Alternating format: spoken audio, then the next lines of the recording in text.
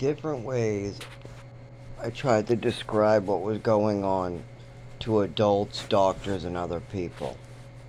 During my childhood, of course, I wanted to say, stop hurting me, stop poisoning with me medication, get your dirty hands out of my organs before there isn't a single organ left in my body you didn't damage.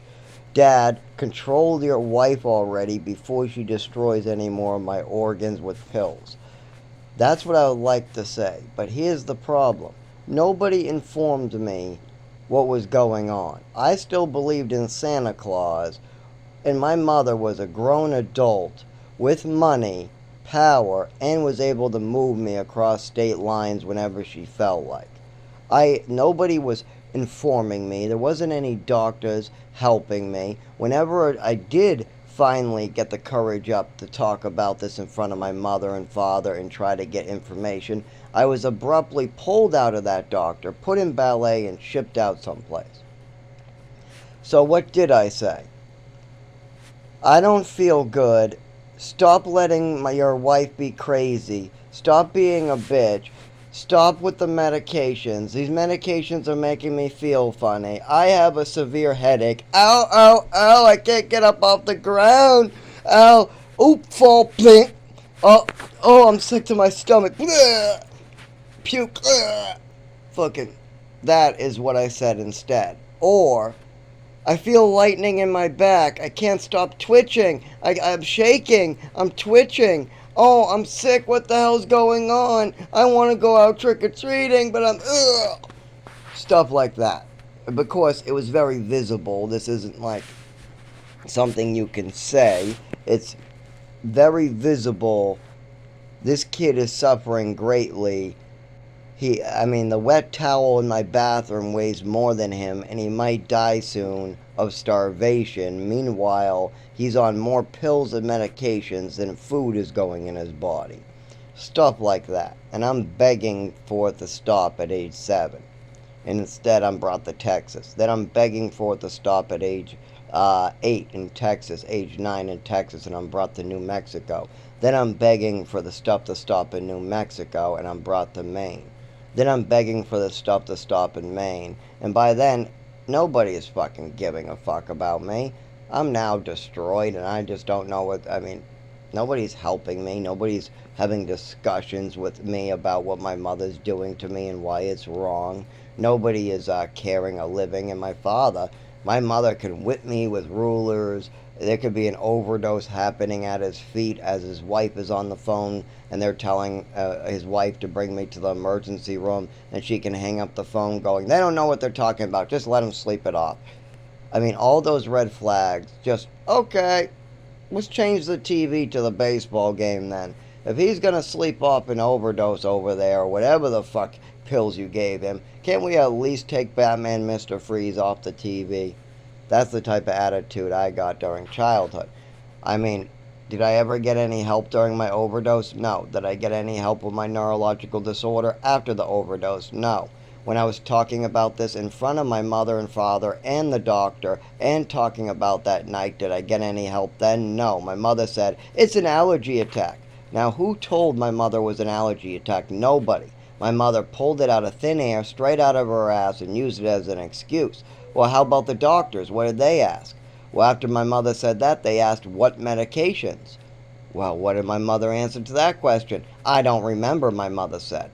Oh, okay, well, did they ever go back and give more information to the doctor? Of course not, because my mother doesn't want to be responsible for an illness in a just adopted orphan. And actually, the druggings and the pills started way before I got adopted. My actual adoption, my mother was slipping me pills. I swear on the Holy Bible and my eternal soul that my mother slipped me pills for a part of my actual adoption where we went into some small little tiny courthouse or something. I don't know really what it was, but it was some legal building like a circuit court or something like that, wooden benches.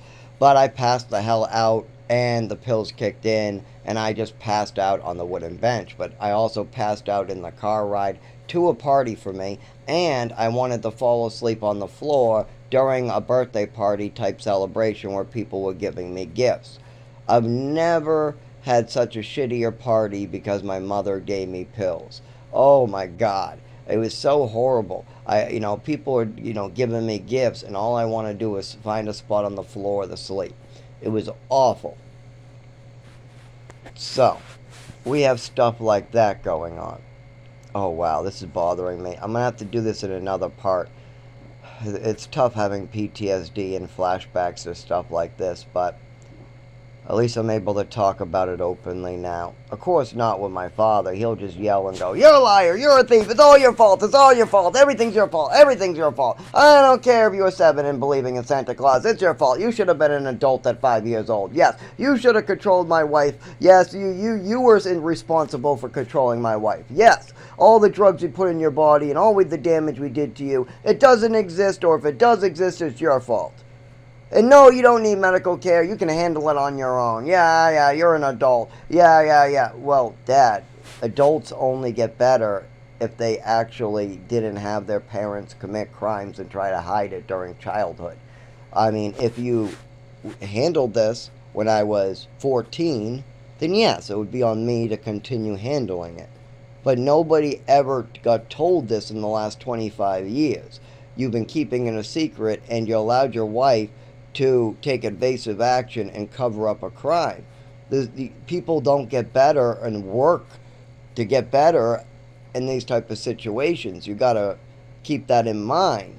This isn't something that is on me. I did nothing here. I did nothing wrong but sit there and get abused. You don't take the rape victim who got attacked. Or let me give you another example.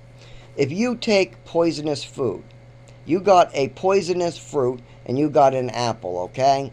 And you give the poisonous fruit to a 5-year-old or a 7-year-old or even a 16-year-old, and you tell him it's not poisonous, and that kid eats the poisonous apple and gets sick. Whose fault is it for giving the child the poisonous fruit?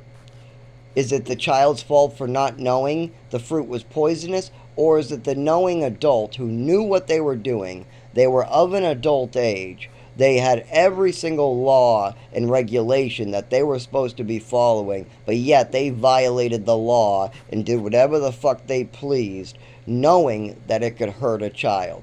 While everybody knows that these behaviors could cause damage to the child. Is it the child's fault for eating the poisonous fruit? Or is it the adult's fault for purposely giving a poisonous fruit to the child? That's a good analogy for what my mother's doing.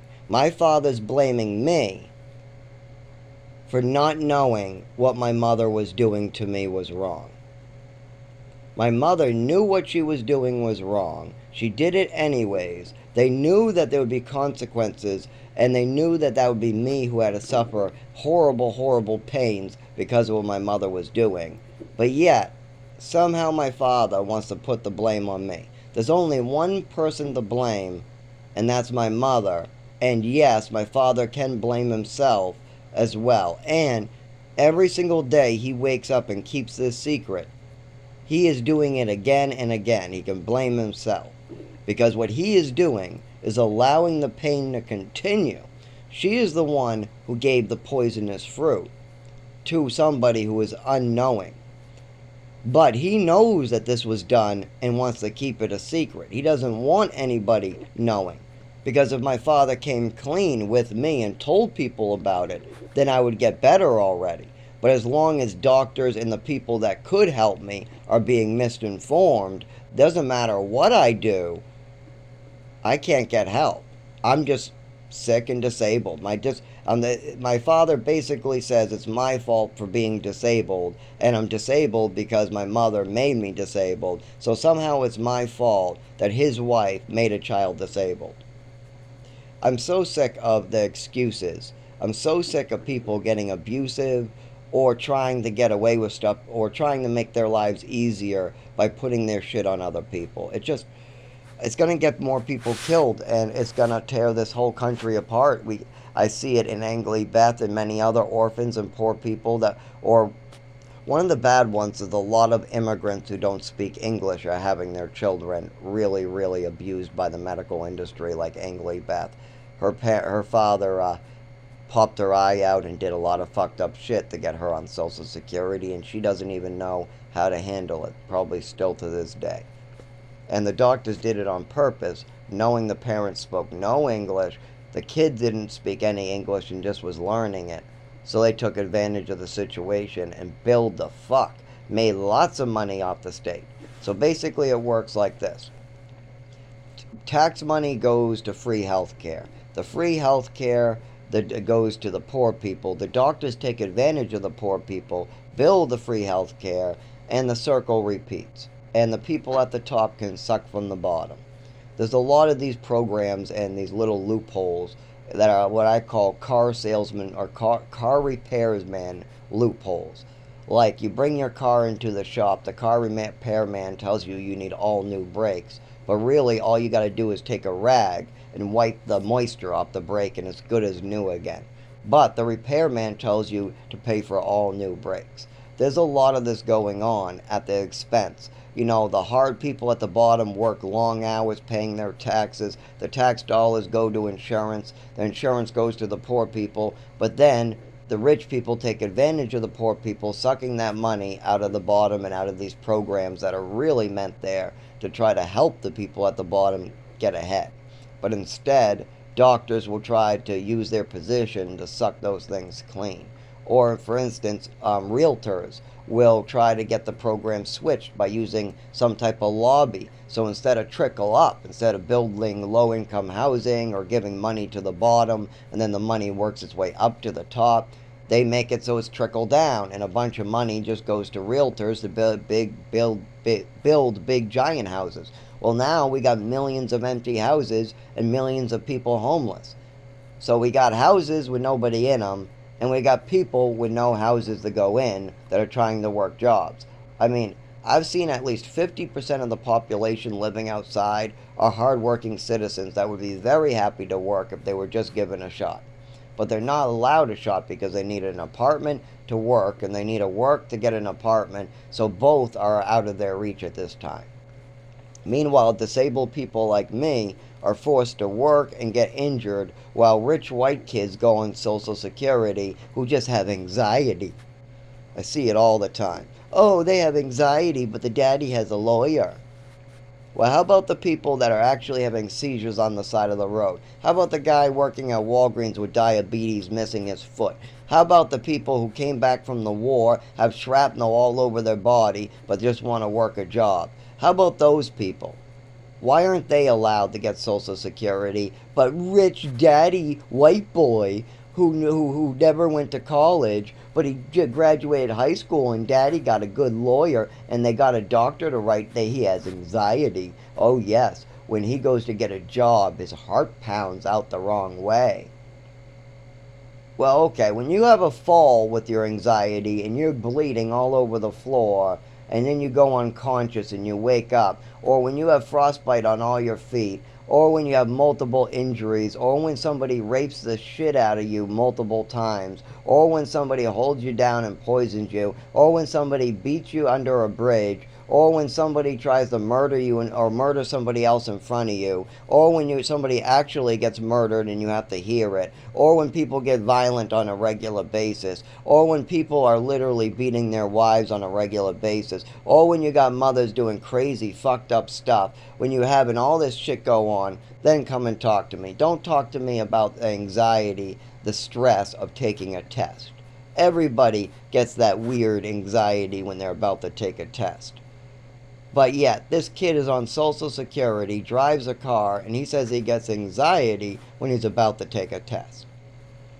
I asked him about if he has any PTSD. Has he ever fallen? Has he ever passed out from his anxiety? No, no, and no. He doesn't pass out. Well, I've seen people literally pass out from their anxiety, drop unconscious, and they're still not on Social Security. Why are you? Because that woman was raped, she was lit on fire, she's passed out with her anxiety, she has PTSD, and she's afraid of everybody and can't talk. I knew somebody like that. And that person was not allowed to get Social Security.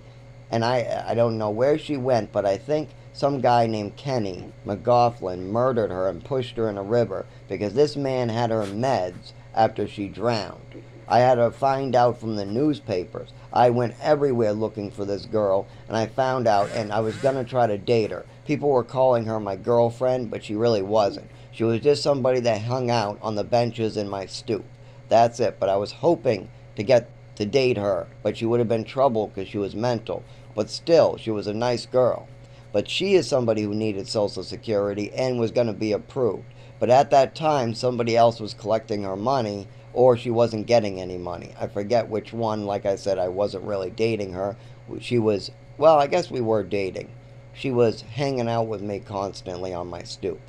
And I would follow her around as she went from bench to bench. She would ask me to go with her to bench to bench. She said, come with me, come with me. And I would follow her, and she would get up every hour to go to a new place. And I guess this is probably what the cops made her nuts with, because the police don't let you stay in one spot. So she probably got in her head that she has to keep it moving by the police officers. But anyway, she asked me to come with her, so I followed her around kind of like a puppy dog, like she asked me to do. She went in the hospital. I didn't know this. Then I ended up in the hospital as she was leaving, but they kept me for a day or so. And then when I came out, I went looking for her, but nobody knew where she was for 3 days or so. So stuff like that goes on. Oh, and then I found out on the newspaper and from homeless people that apparently she drowned.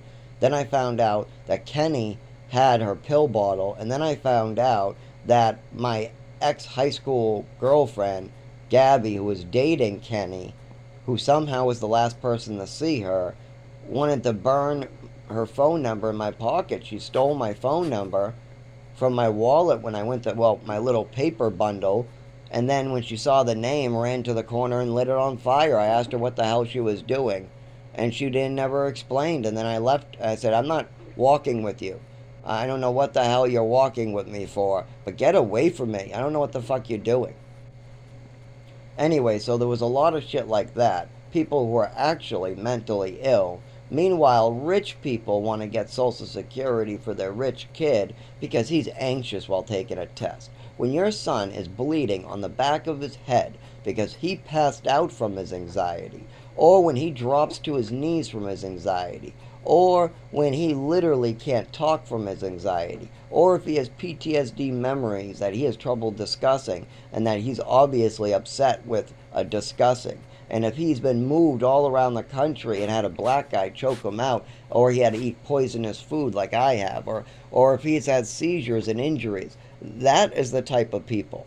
But those people are left with nothing because they don't have lawyers and they really are disabled. See, the problem is disabled people aren't lawyers. Disabled people can't read and write. Disabled people can't do stuff. And that's the real reason why they can't make money, is they're not really capable.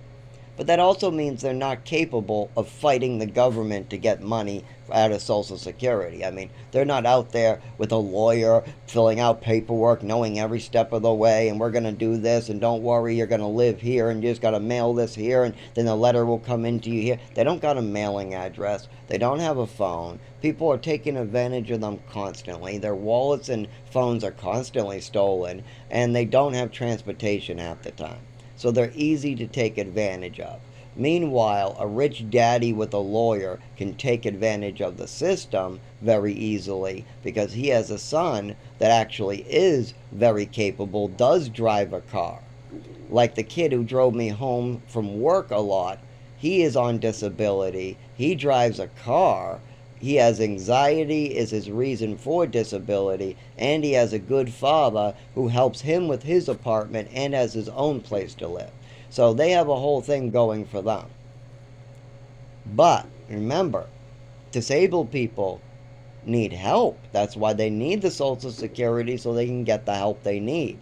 But this is what we're doing, is we're cutting off disabled people from Social Security because they're disabled. We're denying them and saying, you're too disabled to fill out the paperwork, so we're denying you disability.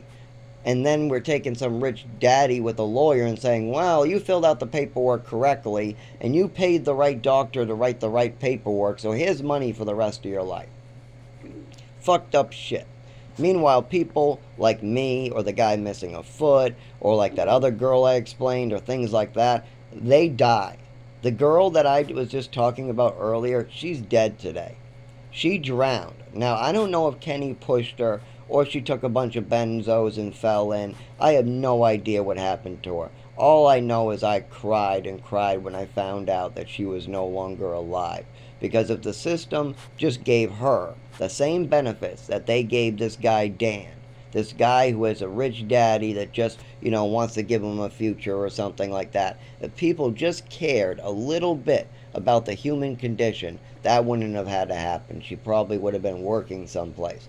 But instead, the benefits went to somebody like Dan instead of somebody who really needed them and what is meant for him. See, these benefits are not meant for my father to pay his Chelmsford housing. It's to make sure that these people who are disabled or come from orphanages have a future in life and have a chance to live a decent life.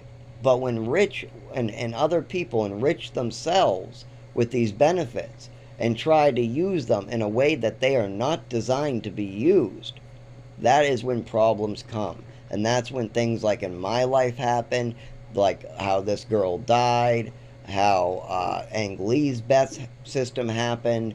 Those happen when somebody who is greedy wants to enrich themselves, so they make stories or they pay the wrong people. They don't actually listen to their child, or in many, many circumstances, their child has little wrong with them and they push made up mental illnesses coming from psychiatrists just so that the money will flow. Meanwhile, there's actual people with disabilities like me who aren't even getting any medical care for it. I mean, goddamn, at the age of 7, I had an overdose. I mean, they seen me yell and fall on the ground in the kitchen. I fell on the ground to the ground during a fireworks show. There was millions of these, and just don't even mention when I was out in the cold and I couldn't come in.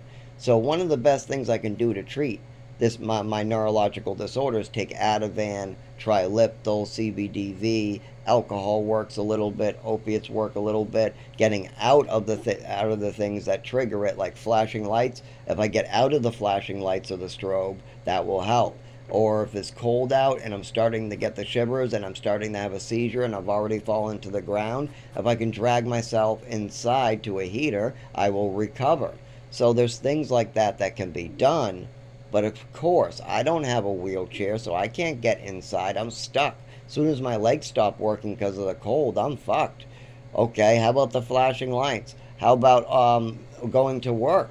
I don't drive, so how do I stay warm on the way into work? I don't. I risk my life every single time. And I have got run over. I have had falls, and I am permanently damaged for the rest of my life in certain ways only because I went outside at a bad time when I knew I shouldn't be.